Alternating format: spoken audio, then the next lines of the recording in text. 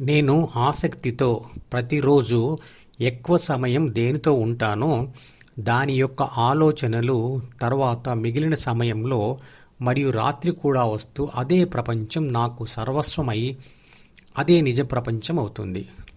మిగతా ప్రపంచమంతా మాయమవుతుంది. అంటే ఎదురుగా ఉన్నా కనపడదు. దీన్నే అలవాటు లేదా వ్యసనం అంటాం.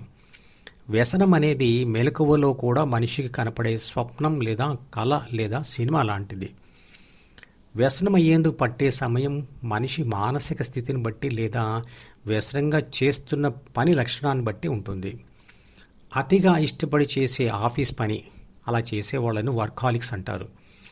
మద్యపానం, పేకాట, గుర్రపు పందాలు, కోళ్ల పందాలు, సినిమాలు, సీరియళ్ళు, వీడియో గేమ్లు లాంటి వాటిని వ్యసనంగా మార్చుకున్న వ్యక్తికి ఇంటికి వచ్చిన తర్వాత కూడా ఇంట్లోని వ్యక్తులు ఉన్నా కనపడరు, మాయమవుతారు.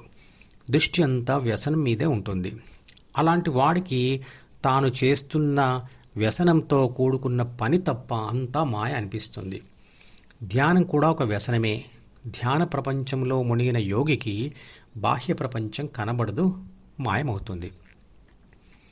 అతనికి ధ్యానం ద్వారా పొందిన అనుభవం మాత్రమే కనబడుతూ ఉంటుంది. మనం అనుకుంటున్న మెలకువలోని ప్రపంచంలో అతను తిరుగుతూ దాన్ని చూస్తూ ఉన్నా కూడా దానిని మాయ లేదా కలే అని అనుకుంటాడు.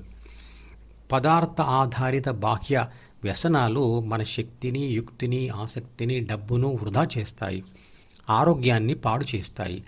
అంతేకాక అవి ఇచ్చే ఫలితాలు కూడా తాత్కాలికమే. కానీ ధ్యాన వ్యసనం బాహ్య ప్రపంచ వస్తువుల, మనుషుల, ప్రదేశాల, సమయాల మీద ఆధారపడకుండా, ఆరోగ్యాన్ని పాడు చేయకుండా శాశ్వత ప్రశాంతతను, ఆనందాన్ని ఇస్తుంది. ధ్యానం చేయడం వల్ల తీక్షణ ధ్యాస, జ్ఞాపక శక్తి మరియు మానసిక ప్రశాంతత ఇస్తుంది అనే విషయాన్ని ప్రపంచ మేధావులు సైతం గుర్తించారు.